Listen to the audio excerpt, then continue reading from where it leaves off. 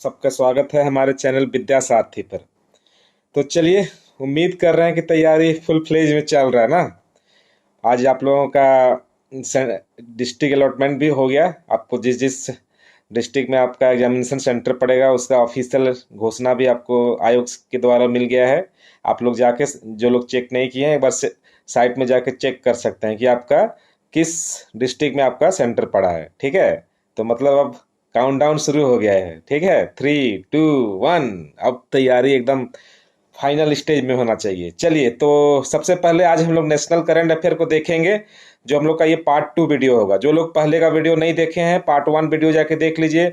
झारखंड का भी पार्ट 1 और पार्ट 2 करंट अफेयर अपलोड हो गया है। उसके बाद आप लोग इस वीडियो को देखिए।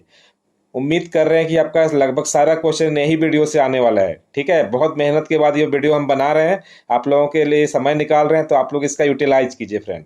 और हाँ, हमारे लिए चैनल को जरूर सब्सक्राइब कर लीजिएगा, ये आपके लिए बहुत इंपॉर्टेंट इन्फॉर्मेशन है। चलिए, तो शुरुआत करते हैं। सबसे पहले टॉपिक जो आज आपका है, नारी शक्ति बंधन अधिनियम। देखिए, ये मोदी सरकार के द्वारा एक नया अधिनियम लाया गया है, नारी शक्ति बंधन अधिनियम, जिसको हम लोग महिला आरक्षण विधेयक भी कहते हैं। तो आप लोग नाम सुने होंगे, ये महिला आरक्षण विधेयक अभी काफी चर्चा में था। ठीक है, तो ये संविधान का कौन सा अमेंडमेंट एक्ट था, अगर आपसे पूछता है तो ये संविधान का 106 नंबर का अमेंडमेंट एक्ट था, संविधान संशोधन। ठीक है, इसको लेके एक स्पेशल सेशन बुलाया गया था। जो नारी लोग को, जो महिला लोग को जो आरक्षण की बात करता है हमारे संसद में, हमारे विधानसभा में, तो इनको लेके एक स्पेशल सेशन ऑर्गेनाइज किया गया था। ठीक है, जो महिला आरक्षण विधेयक था, और इस विधेयक का नाम दिया गया है नारी शक्ति बंधन अधिनियम। ये जरूर याद रखिएगा, इसका नाम क्या दिया गया है, नारी शक्ति बंधन अधिनियम।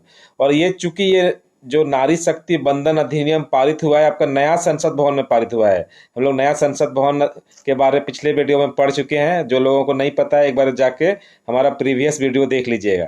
तो इस नए संसद भवन में पारित होने वाला ये फर्स्ट विधेयक है मित्रों, ये। ठीक है, तो इसको याद रख लेना है कि ये फर्स्ट विधेयक है जो आपका इस संसद भवन में पारित हुआ है।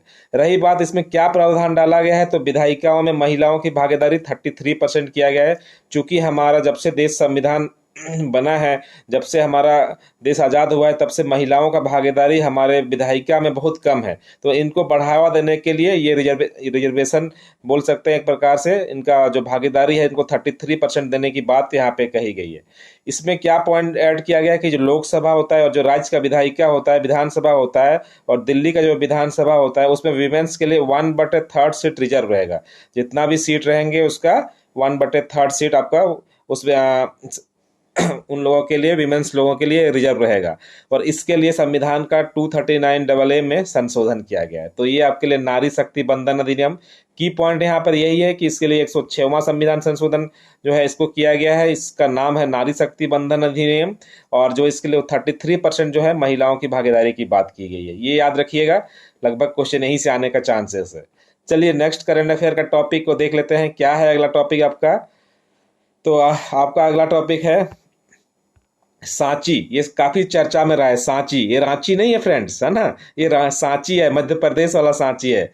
जहाँ पे सुने होंगे आपका अशोक स्तंभ जहाँ पे है। ठीक है, इसी के लिए तो सांची विख्यात है, आपका अशोक स्तंभ के लिए। तो सांची अभी चर्चा में रहा है, क्योंकि ये भारत का पहला सौर शहर घोषित हुआ है, इसीलिए आपका सांची सांची आपका चर्चा में था। ये कहाँ पे है आपका? भारत का मध्य प्रदेश में है ये। ठीक है, एक और इसी से मिलता जुलता क्वेश्चन बनता है कि 24x7 सौर ऊर्जा संचालित गांव का नाम बताइए। तो ये 24x सौर ऊर्जा संचालित गांव एक गुजरात का गांव है, इसका नाम है मोढेरा। ये भी साथ में याद कर लीजिएगा। ठीक है, तो यहाँ से 2-3 पॉइंट आपके लिए जो चर्चा में था वो बन गया। अब हम लोग इसके बाद जो काफी चर्चा में था, न्यूज में था, अखबार में था, वो स्वच्छ वायु सर्वेक्षण।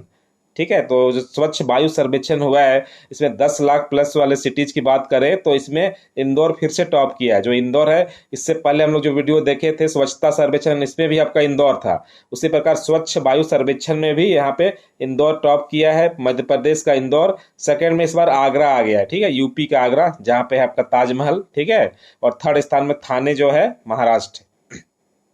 ये एमपी नहीं होगा फ्रेंड, ये महाराष्ट्र होगा, गलती से वो एमपी लिखा गया है। जो थाने आपका महाराष्ट्र में है। ठीक है, तो स्वच्छ वायु सर्वेक्षण से ये की पॉइंट आपका है कि फर्स्ट जो शहर है जो 10 लाख प्लस सिटीज में, वो इंदौर फिर से आया हुआ है। चलिए, नेक्स्ट करंट अफेयर की बात कर लेते हैं। जो आपका चर्चा में रहा है वो है आपका देख लेते हैं क्या है आपका। ये हो गया, नेक्स्ट पेज में है आपका भारत मंडपम। ये तो काफी चर्चा में था। क्यों चर्चा में था आप सब जानते होंगे। जो G20 है यहीं पे ऑर्गेनाइज हुआ था। जो इस बार का जो G20 समिट हुआ था भारत मंडपम में है। तो ये भारत मंडपम है क्या, पहले इसके बारे में जानना होगा ना हम लोगों को। एक्चुअली ये जो भारत मंडपम मंडपम है, ये एक अंतर्राष्ट्रीय प्रदर्शनी सह सम्मेलन केंद्र है। हम लोग कह सकते हैं कि ये international exhibition comes convention centre है। जो भी बड़ा बड़ा प्रदर्शनी होता है, सम्मेलन होता है, उसके लिए इसको बनाया गया है। ठीक है, भारत मंडपम ये दिल्ली में स्थित है, भारत मंडपम। और इसका इस परिसर का नाम ही हम लोग भारत मंडपम रखे हैं। और इसका नाम कहाँ से प्रेरित है, कहाँ से इस नामकरण को दिया गया है, तो भगवान बसवेश्वर के जो अनुपम मंडपम है, इसी से इसका नाम प्रेरित होकर भारत मंडपम रखा गया है। और G20 समिट भी आपका इसी मंडपम में हुआ था, ये तो आप लोगों को याद होगा। अब आप लोगों को बताना है कि G20 जो इस साल हुआ था उसका थीम क्या था, जो भारत में हुआ था इस बार, ये हमको कमेंट बॉक्स में बताइए आप लोग। तब तो हम जानेंगे कि आपका तैयारी कैसा चल रहा है। चलिए, उसके बाद हम लोग अगला जो चर्चा में था उसको देख लेते हैं। वो है इंडिया स्मार्ट सिटी अवार्ड। देखिए, स्मार्ट सिटीज के बारे में आप लोग पढ़ रहे होंगे। मोदी सरकार का ये एक बहुत बड़ा सोच है कि जो शहर है उसको विकास किया जाएगा। तो ये किसके द्वारा किया जा रहा है, आवासन तथा शहरी कार्य मंत्रालय द्वारा ये इंडिया स्मार्ट सिटीज अवार्ड को किया जाता है। तो इसमें सर्वश्रेष्ठ स्मार्ट सिटी जो घोषित हुआ है उसमें एक नंबर में इंदौर है फ्रेंड। फिर से इंदौर, देखिए इंदौर हर चीज में टॉप कर रहा है। वायु सर्वेक्षण में भी किया, स्वच्छता में भी किया, और यहाँ पे जो इंडिया स्मार्ट सिटीज है इसमें भी इंदौर और सूरत, ये तीन कम से कम टॉप 2 का जरूर देख लीजिएगा। इंदौर और सूरत है आपका टॉप 2 में। ठीक है, और रही राज्य पुरस्कार में, तो राज्य में इस बार टॉप किया है इंडिया स्मार्ट सिटी में MP। उसके बाद सेकंड में है तमिलनाडु और थर्ड में राजस्थान। तो मध्य प्रदेश आपका इसमें टॉप में है।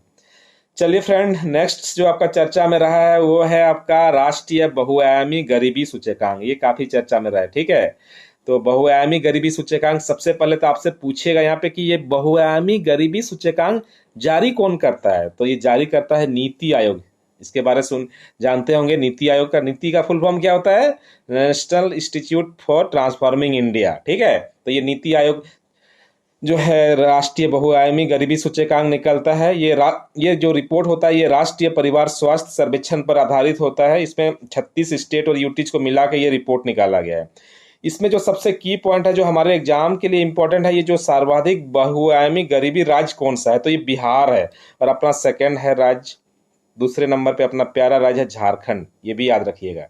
सेकंड में कौन सा, झारखंड, जहां पे गरीबी लगभग 28.81%, और बिहार है फर्स्ट में जहां पे 33.76 है। ठीक है, ये दोनों राज्य का नाम याद रखिएगा। क्योंकि हम अपना झारखंड PCS का एग्जाम कर दे रहे हैं, तो ये झारखंड आपके लिए ज्यादा इंपॉर्टेंट है। ये हमारा सेकेंड नंबर पे है। ठीक है, और सबसे कम गरीबी कहाँ पे है, तो ये केरल में है जहां पे गरीबी सबसे कम है। चलिए आगे बढ़ते हैं, और नेक्स्ट करंट अफेयर का टॉपिक क्या है देख लेते हैं। और हाँ, आप लोग जरूर ये वीडियो जो है अपने फ्रेंड सर्कल में जरूर इसको शेयर कीजिएगा। बहुत मेहनत से ये वीडियो बना रहे हैं आप लोगों के लिए समय निकाल के, और हमको उम्मीद कर रहे हैं कि आप सबका सिलेक्शन हो जाएगा। ठीक है, चलिए चंद्रयान 3, ये तो जानते ही होंगे, नाम तो सुने ही होंगे, इतना चर्चा में रहा है। तो यहाँ से क्या क्या आपसे क्वेश्चन पूछ सकता है। जो चंद्रयान 3 है इसका प्रक्षेपण कब हुआ था, ये डेट बहुत इंपॉर्टेंट है। ये 14 जुलाई 2023 को इसका प्रक्षेपण किया गया था। और ये लैंड कब किया था, तो ये 23 अगस्त 2023 को ये लैंड किया था। ये दो इंपॉर्टेंट है आपके लिए। उसके बाद जिस यान से इसको प्रक्षेपित किया गया था उसका नाम था LVM-3M4, ये भी याद रख लेना है। और कहाँ से इसको प्रक्षेपित किया गया था, सतीश धवन अंतरिक्ष केंद्र जो आंध्र प्रदेश में है, यहाँ से इसको चंद्रयान 3 को प्रक्षेपित किया गया था। कुल भार इसकी बात करें तो लगभग 3895 kg है। ये कंपोनेंट पूछ सकता है, घटक इसमें क्या क्या था जो आपका चंद्रयान 3 भेजा गया था। इसमें 3 कंपोनेंट था, एक था प्रोपल्सन मॉड्यूल, एक था लैंडर मॉड्यूल और एक था रोवर। ये तीनों का जरूर नाम याद रखिएगा। ठीक है, और ये लैंड तो किया था 23 अगस्त को, लगभग आपका 40 दिन के आसपास ये समय लगा था। ठीक है, जरूर याद रख लीजिएगा ये पॉइंट। चलिए यहाँ से की पॉइंट और जो आपके एग्जाम के लिए बनता है उसको हम सॉर्ट आउट कर दिए हैं। चंद्रमा में सॉफ्ट लैंडिंग करने वाला ये विश्व में चौथा देश बन गया है। जो चंद्रमा में सॉफ्ट लैंडिंग करने वाला, भारत पूरे विश्व में चौथे नंबर पे है। रही बात साउथ पोल में, अगर क्वेश्चन आता है कि साउथ पोल में लैंड करने वाला पूरे विश्व में कौन नंबर का है, तो भारत पहले नंबर पे। ये मोस्ट इंपॉर्टेंट है। इसमें साउथ पोल में की बात करेगा तो भारत फर्स्ट, और मोस्ट प्रोबेबली यही क्वेश्चन आएगा आपके एग्जाम में। साउथ पोल में लैंड करने वाला भारत पहला राज्य हो गया है। जो लैंडर था उसका नाम विक्रम था। ये चंद्रमा पर जहां पर लैंड किया था उस स्थान का नाम शिव शक्ति रखा गया है। फ्रेंड, ये PDF जो है आपको टेलीग्राम में जो हमारा टेलीग्राम चैनल है उसमें मिल जाएगा। आप लोग को डिस्क्रिप्शन लिंक में टेलीग्राम लिंक का जो लिंक है वो हम प्रोवाइड करा देंगे, आप लोग उससे ज्वाइन हो जाइएगा और पीडीएफ मिल जाएगा, ठीक है। और पढ़ाई में ध्यान दीजिए, अभी भटकाव नहीं होना चाहिए, एकदम की पॉइंट हम आपको एग्जाम के लिए ला रहे हैं, कोई भटकाव नहीं है यहाँ पे, डायरेक्ट क्वेश्चन यहीं से आएंगे, ठीक है। चलिए, चूंकि ये 23 अगस्त को लैंड किया था, इसीलिए 23 अगस्त को नेशनल स्पेस डे मनाया जाता है। ये मोदी सरकार के द्वारा घोषणा किया गया है, जो मोदी जी हैं ये घोषणा किए हैं, आपका 23 अगस्त को नेशनल स्पेस डे मनाया जाएगा। और जो यहाँ पे जो पद चिन्ह जो ये चंद्रयान के द्वारा किया गया है उसको तिरंगा पॉइंट नाम रखा गया है, ठीक है।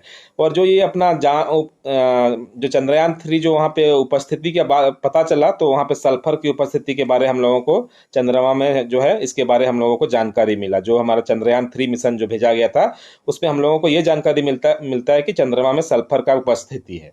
तो ये आपके लिए एक बहुत इंपॉर्टेंट न्यूज है, इसको जरूर अच्छे से पढ़ लीजिएगा, एक क्वेश्चन जरूर बनेगा इस टॉपिक से, ठीक है। चलिए, अब हम लोग आज का लास्ट टॉपिक है वो है आपका आईसीसी पुरुष विश्व कप जो 2023 में, इस साल जो भारत में जो खेला गया था पुरुष विश्व कप 2023, तो इससे क्या क्वेश्चन बनेगा, ठीक है। तो सबसे पहले तो ये आयोजन कहाँ हुआ, तो ये भारत में हुआ। ये कौन सा एडिशन था, तो भारत में होने वाला ये चौथा था, ठीक है। अगर क्वेश्चन पूछेगा कि पूरी तरह से भारत में आयोजित होने वाला कौन सा था, तो पहला होगा। बाकी जो हुआ था उसमें कभी कभी श्रीलंका में, कहीं पाकिस्तान में, कभी बांग्लादेश में, इस टाइप का मैच होता था, कंबाइंडली होता था। बट ये वाला ऐसा था जो पहली बार भारत में पूर्ण मैच यहीं पे खेला गया था, सारा मैच भारत में खेला गया था। आपसे पूछ सकता है कि जो आईसीसी पुरुष विश्व कप है इसका शुभंकर क्या है, तो इसका शुभंकर ब्लेज और टोंक ये है, ठीक है। वैश्विक दूत के रूप में सचिन तेंदुलकर जी को घोषित किया गया था। कुल टीम इसमें 10 पार्टिसिपेट किया था। विजेता ऑस्ट्रेलिया था, ये 6th टाइम, 6 बार का विजेता रहा ऑस्ट्रेलिया, जो भारत को हरा के फाइनल का विजेता हुआ। आप लोग सब मैच देखे होंगे, आप सब क्रिकेट प्रेमी होंगे, बहुत दुखी हुए होंगे, हम भी हुए थे फ्रेंड्स, क्या करेंगे। बट टीम जो अच्छी खेलती है वो जीतती है, हार जीत लगा रहता है खेल में, कोई बात नहीं, अगले बार हम लोग जरूर जीतेंगे। और प्लेयर ऑफ द मैच जो घोषित किया गया था ट्रेविस हेड, यही तो भारत का सुफड़ा साफ कर दिए थे, अकेले मैच पलट दिए थे, ठीक है। और प्लेयर ऑफ द टूर्नामेंट हुए थे विराट कोहली। तो उम्मीद करते हैं कि सारा पॉइंट आप लोग को याद हो जाएगा। चलिए फिर से देख लेते हैं। आईसीसी विश्व कप हम लोग देखे, उसके बाद चंद्रयान 3 देखे, राष्ट्रीय बहुआयामी गरीबी सूचकांक देखे, ठीक है। उसके बाद हम लोग स्वच्छ वायु सर्वेक्षण देखे, उसके बाद हम लोग सांची को पढ़े और नारी शक्ति बंधन अधिनियम को देखे। तो उम्मीद करते हैं कि अब यहाँ से एक क्वेश्चन आपके एग्जाम में 1 से 2 प्रश्न जरूर रहेंगे। पार्ट 3 वीडियो कल आएगा, तब तक आप लोग पढ़ते रहिए, रिवीजन करते रहिए, झारखंड को अच्छे से पढ़िए, क्योंकि झारखंड का क्वेश्चन 110 क्वेश्चन आपके एग्जाम में रहने वाले हैं, ठीक है। तो फिर आज के लिए इतना ही, शुक्रिया सभी को, और हाँ, चैनल को जरूर सब्सक्राइब कर लीजिएगा, ठीक है। Thank you.